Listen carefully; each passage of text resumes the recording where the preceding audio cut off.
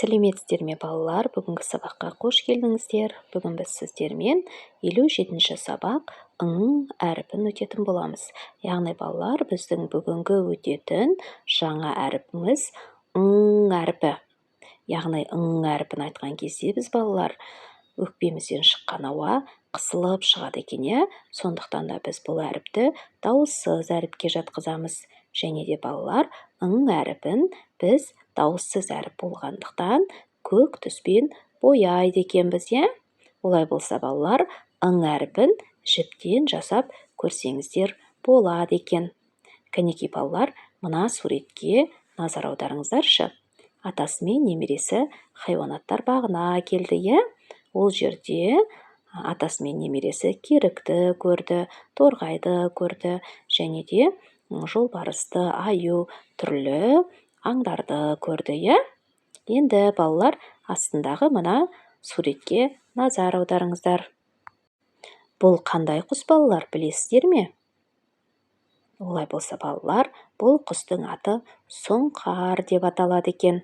Сұңқар деген сөзді буынға бөліп айтып көрейікші балалар. Сұңқар.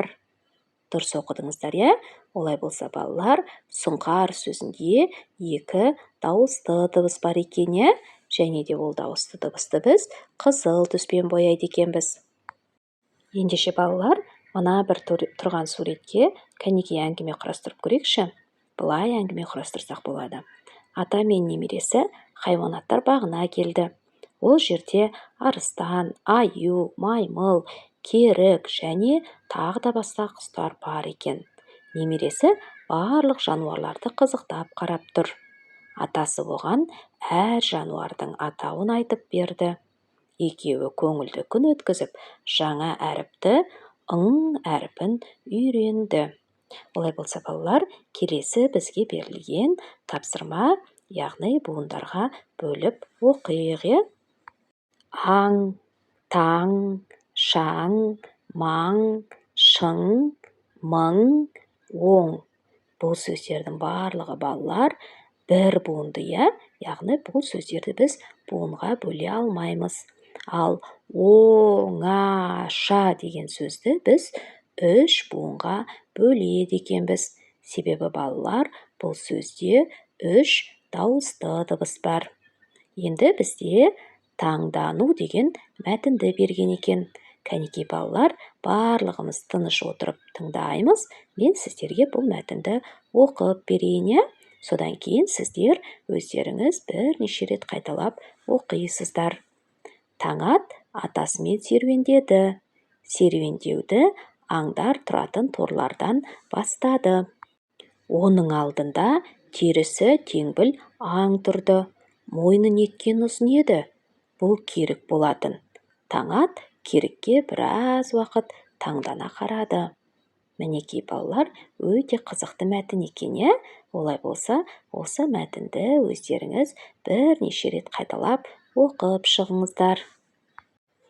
Енді келесі тапсырма балалар, мына жерде бізде ұқсас түстегі буындарды бір-біріне қоссақ, әдемі сөздер шығады екен, Кәнекей сол буындарды бір-біріне қосып оқып көрейік. Еңбек, аңшы, қайың. Неге балалар, осындай сөздер шықты. Енді балалар, мына бізге берілген суретке қараңыздаршы. Бұл суреттің атауы қандай? Кім біледі, айта қойыңыздаршы. Дұрыс айтасыздар, бұл суреттің аты қайың, Қайың сөзін біз қайың деп 2 буынға бөледі екенбіз.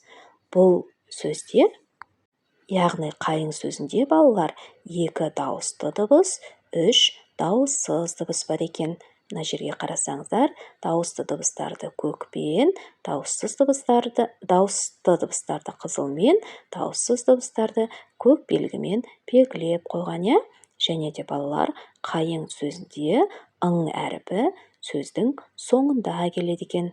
Мінекей балалар, осымен біздің бүгінгі сабағымыз аяқталды. Келесі жаңа сабақта кездескенше сау саламатта болыңыздар.